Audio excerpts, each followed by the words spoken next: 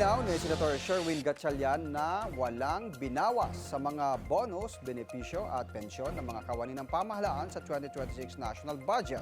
Ayon kay Gatchalian, nananatiling 27 billion pesos ang performance-based bonus sa parehong National Expenditure Program o NEP at General Appropriations Act o GAA. Dagdag pa niya, halos na doble pa nga ang Miscellaneous Personal Benefits Fund o MPBF. Mula 39 billion pesos noong 2025, umabot sa 77 billion pesos ngayong 2026.